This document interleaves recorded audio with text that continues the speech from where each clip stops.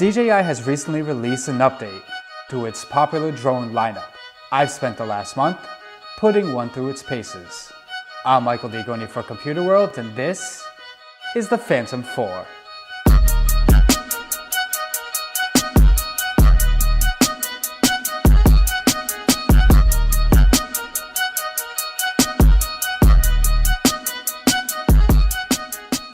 The Phantom 4 has been pretty much redesigned from the ground up. That even includes the box. First, it's smaller than before, but it also comes with its own carrying case.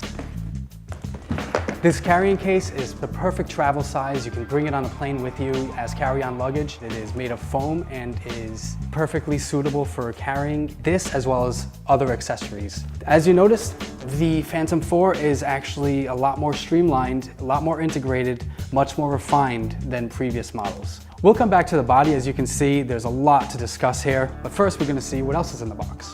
There's a bag that has all of the propellers. There are 2 sets for a total of 8.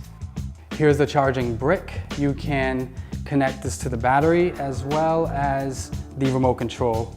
Here's the remote control. One of the things that you notice first is not only is it sleeker, but they changed the support so that it's no longer plastic. It's the much stronger aluminum base. There are 2 USB cables. One is a Lightning to USB and the other is a micro USB to normal USB. And what that allows you to do is connect the remote control and the Phantom to your smartphone for firmware updates, avoiding the need to connect it to a PC. Very clever. The Phantom 4 also ships with a brief set of manuals and some instructions. I would review this over and over.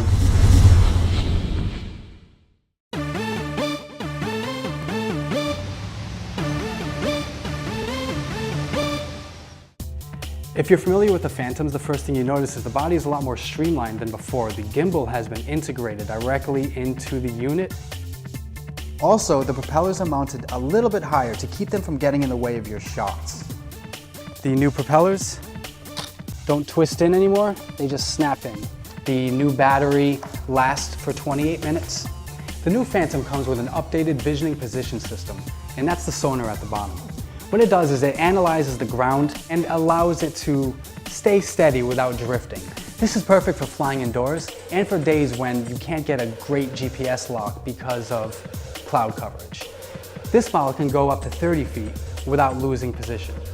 300% improvement over the Phantom 3. These cameras allow the Phantom 4 to avoid obstacles.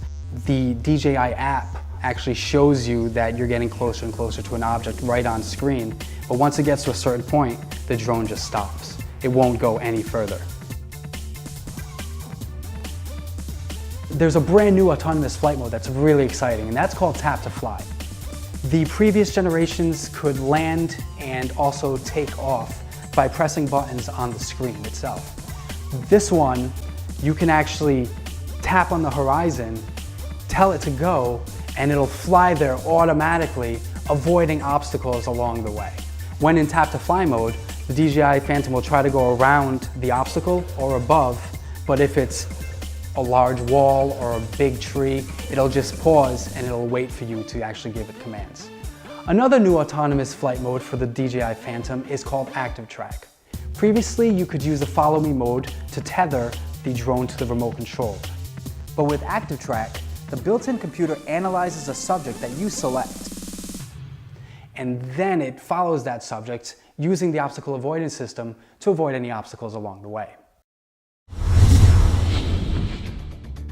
The new mode that has me the most excited though is called Sport Mode. This new Sports Mode is very exciting because it allows for extremely fast flying to bring the drone to exactly where you need to be as quickly as possible so you don't lose the shot. Because of the speed and the angle in which the drone flies, obstacle avoidance is turned off during Sport Mode. However, it does get you 45 miles per hour according to DJI, but I personally clocked this at 57 miles per hour. There's also an improved return to home function, which uses the obstacle avoidance system to automatically try to fly around obstacles or over obstacles on its way to return home.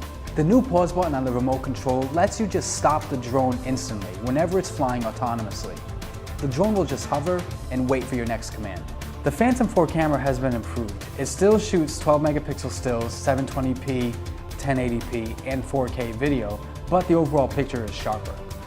Also, a cool new feature to this camera is the fact that it can shoot in slow motion. It can do 120 frames per second in 1080p, which is great for getting really dramatic shots.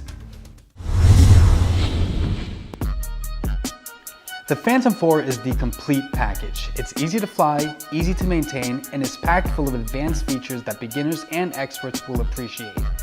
It has been redefined from the ground up, and as the 4th generation, the design shows some much appreciated refinements, such as the snap-on propellers, more accessible ports, and the more advanced computing systems.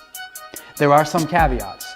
Obstacle avoidance is turned off during sport mode, and the avoidance system only works when you fly forward, not sideways and not backwards. With Tap to Fly, you can fly the Phantom without using the control sticks, but just because you can doesn't necessarily mean that you should. As easy as this is to fly, flying still requires care and attention.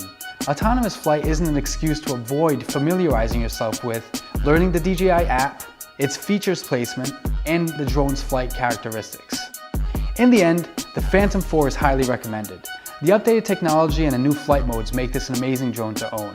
Besides a great drone system, DJI also saw fit to include a travel-friendly carrying case, which lets you take everything you need with you, including up to 3 batteries, 2 sets of propellers.